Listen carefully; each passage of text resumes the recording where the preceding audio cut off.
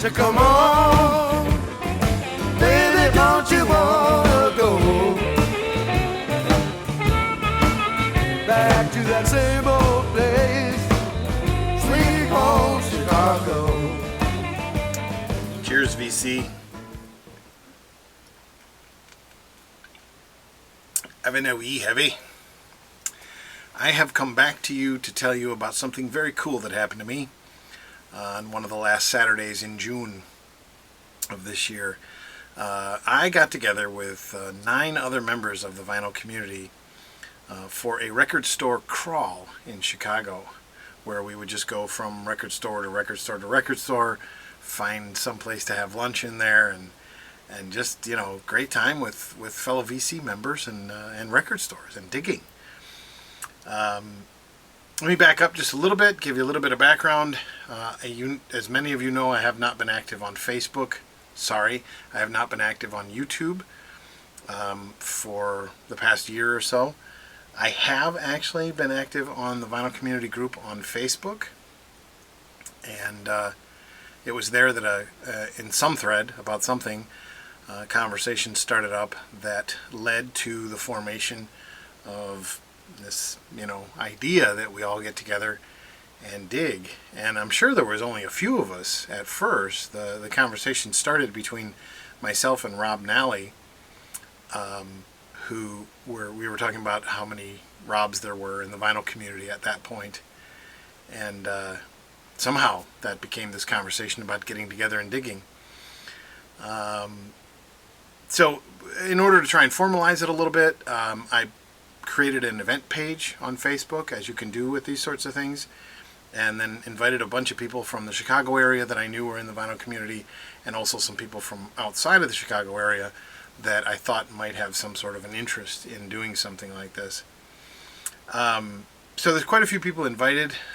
At the peak of people clicking that they would be there, we had 14 people say they were going to be there, but some of those people couldn't make it.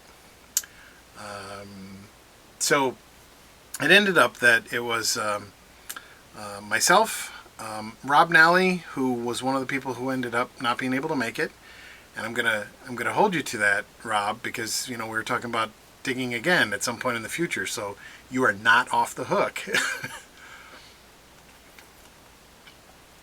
And so myself and Rob Nally and Robert Burns. Rob Nally was from Louisville, Kentucky. Robert Burns from Cincinnati, Ohio. Jill Randall from St. Louis. And Jill was actually one of the original people that said they were going to go, whose name wasn't Rob. So we decided to start calling her Roberta. Actually, I believe by the time everything was said and done, her full title was Her Royal Highness Jill Roberta Randall, Psych Nurse. Did I get that right, Jill?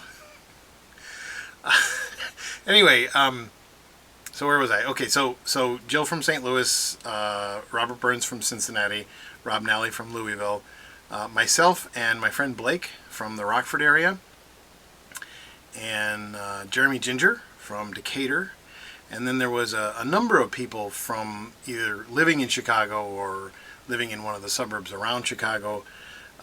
There was Jeremy Ginger. There was Jim Hankey, Jim Statler, Vance, right? Everybody knows Vance, the VK Lounge. Mike Picucci, Logan Mounts, Logan Aurelius Mounts, Lavelle, and Jimmy Flores. And it ended up that Lavelle didn't make it and Jimmy didn't make it. I'm not sure whether they had work issues. I think Lavelle said he had a work conflict. I'm not sure. I can't remember what happened with Rob Nally.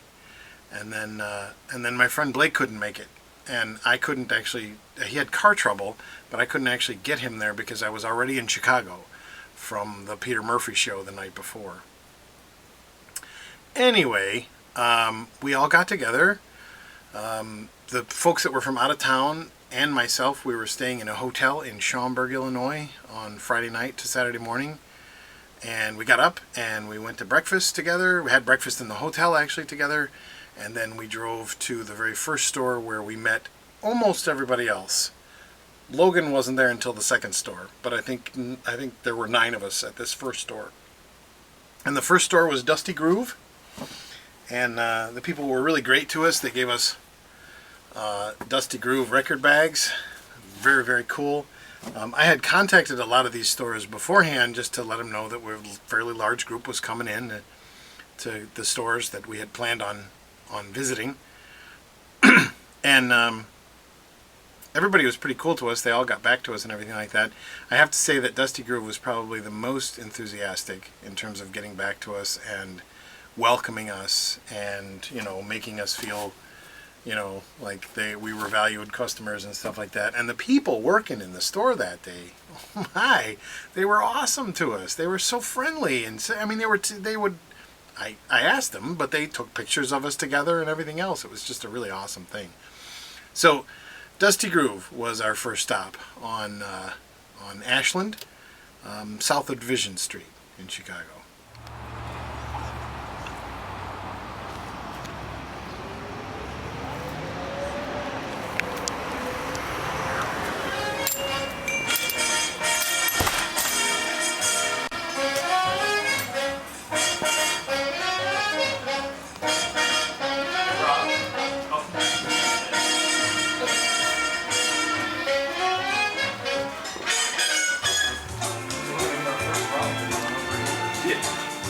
Well, look at this. It's the vinyl community.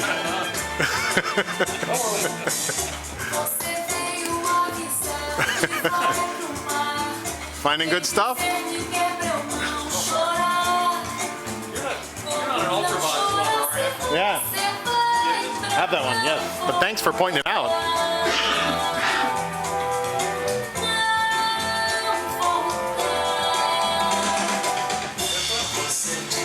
Yep.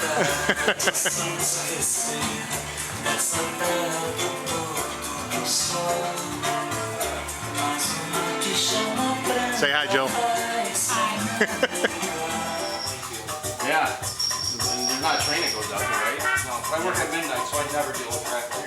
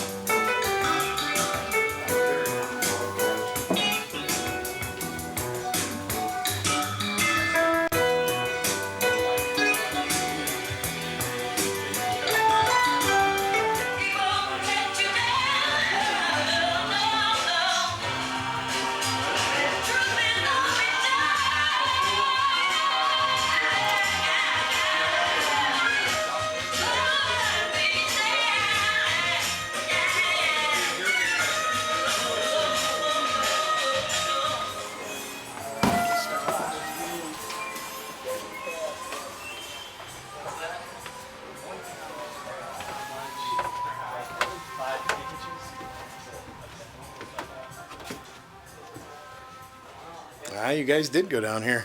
Yeah. It's pretty bad. Is it? Yeah. If you want rap promo singles from the 90s. Ah. Well, dude, that ain't bad.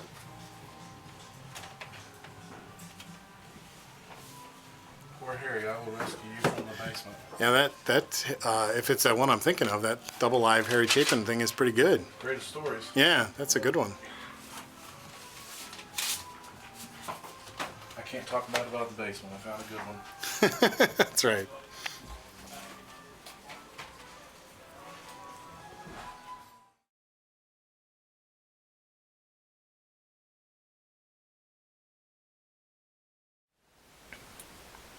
After that, we went a little bit further south and around the corner onto Chicago Avenue to a place called Permanent Records.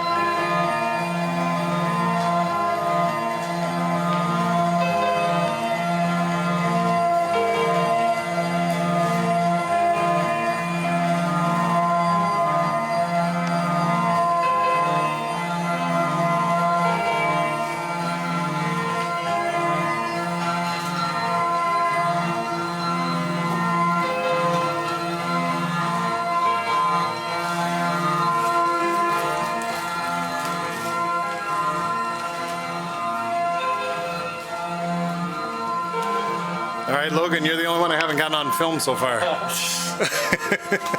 Hello, camera, and the internet, That's everybody. right. Is there something specific you want me to talk about? No, not at all. Not Okay. at all.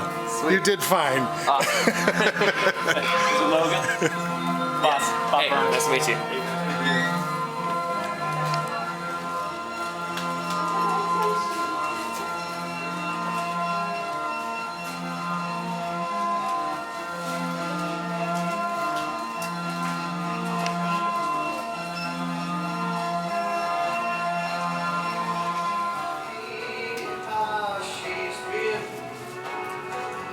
I don't think that I could take it.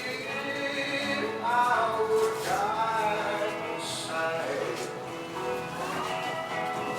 I can live without a lot.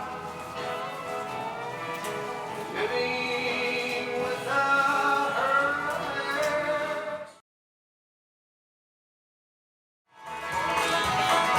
That girl, that girl, tell me where.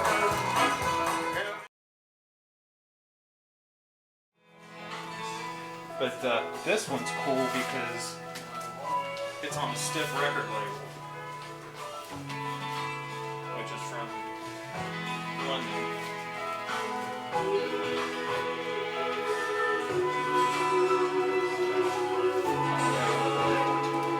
I like that.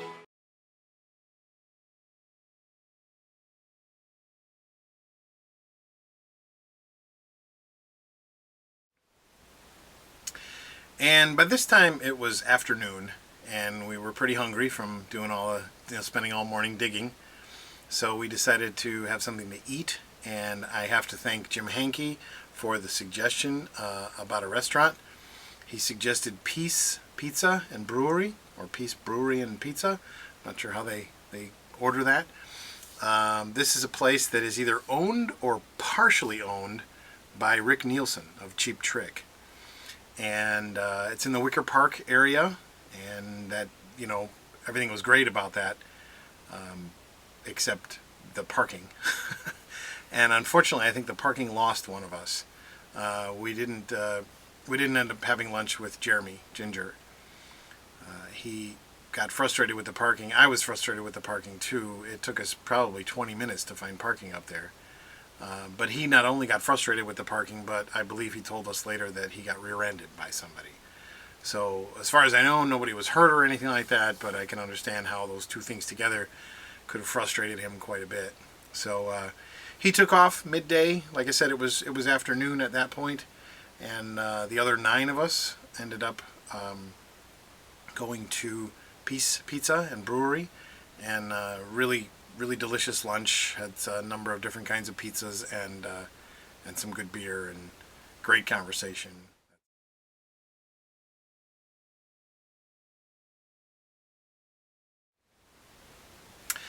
After lunch, we ended up going just around the corner to Reckless, that was on North Milwaukee. Peace Pizza was on North Avenue, and North Milwaukee meets it at about like this kind of an angle. So Peace Pizza's over here and Reckless is over here. So we went to the Wicker Park store, the Wicker Park version of Reckless version.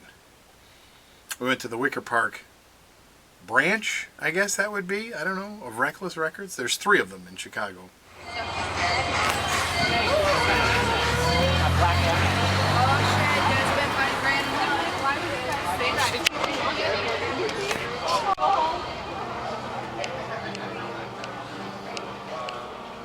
Fancy meeting you here in the punk section.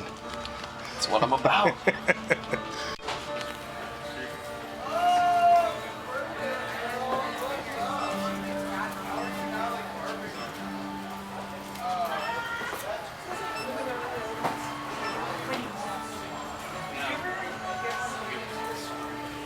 It's happening, Vance.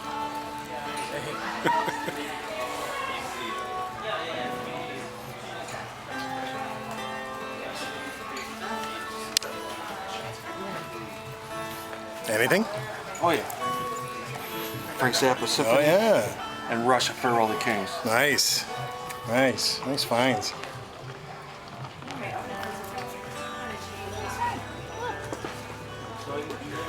What are you looking at over here? I've got a couple of these, and it's a series. Yeah. And I don't have this one. What's interesting though, I guess it is new. I thought that this one may have been a used one, and this one was the new one, but it says new here. Ah, I was thinking right. it was the same price. I was like, oh. So, yeah, just looking a little bit of psychedelic crowd. Nice.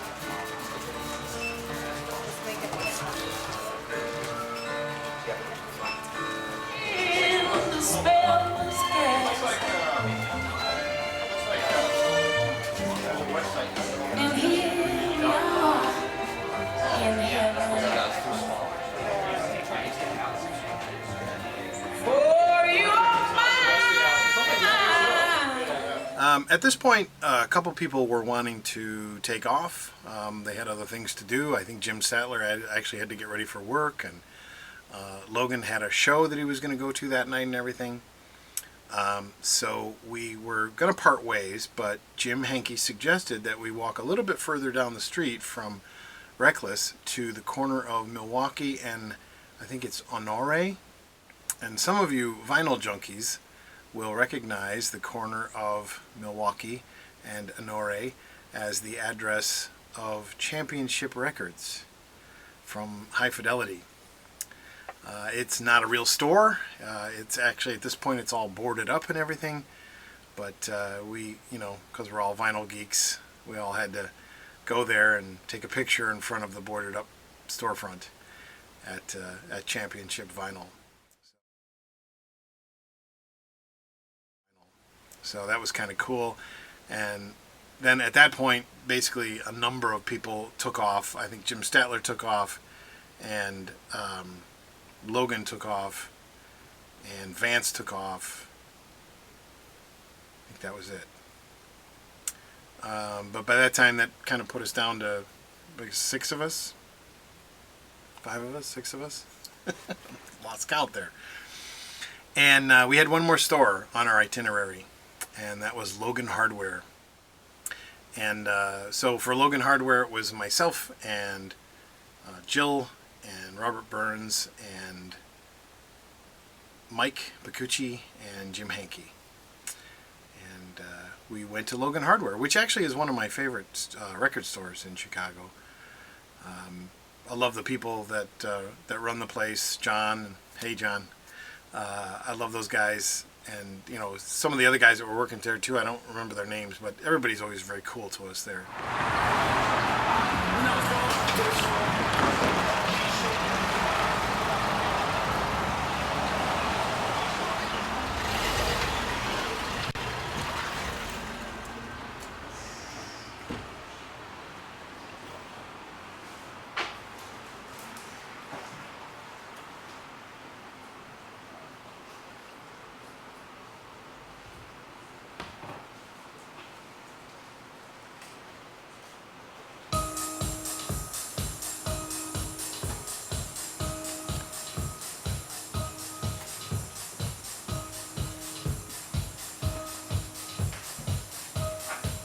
Hi guys, you can act like I wasn't just in here asking you to do this.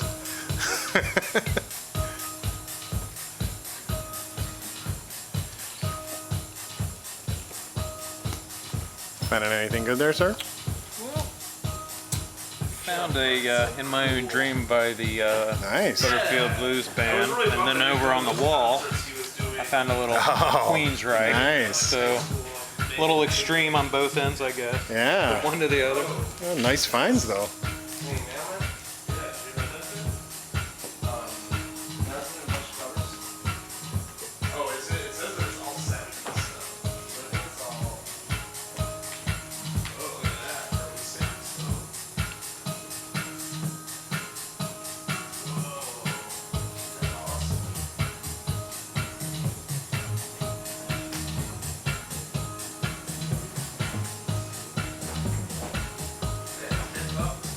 Hey, Mike. Exhausted picture. That's right. Hi.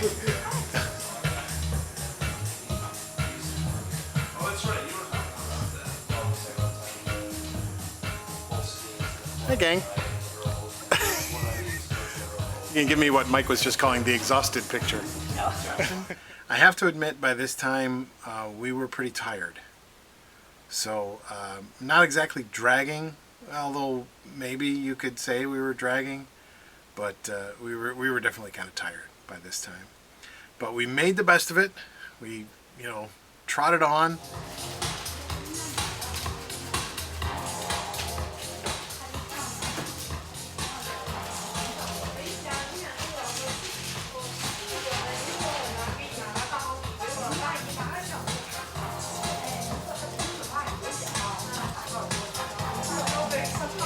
Who is this man digging for records?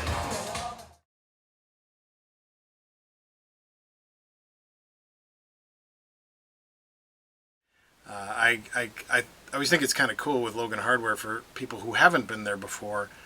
I like to show them that in the back there's a game room, and basically they've pinball machines and video games and everything else.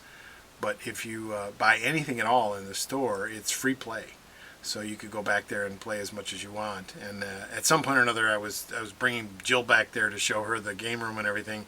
And we opened the door, and Robert Burns is in there playing Pac-Man or something like that. So we probably would have stayed there a little bit longer, and maybe even played some more of those games or whatever if we hadn't been so tired.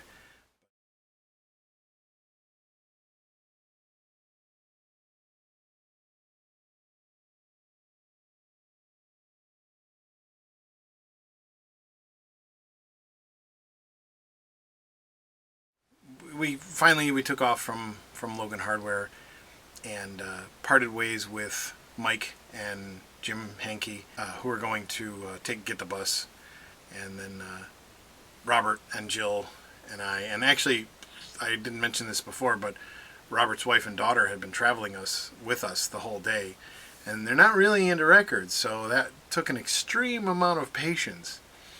Some of the group pictures that they took of all of us together were taken by Robert's wife. So big thanks to them. Appreciate it. I appreciate your patience. Hopefully Robert made it up to you the second day when he was in Chicago and you were just a family and playing around together and didn't have a bunch of record geeks to hang around with.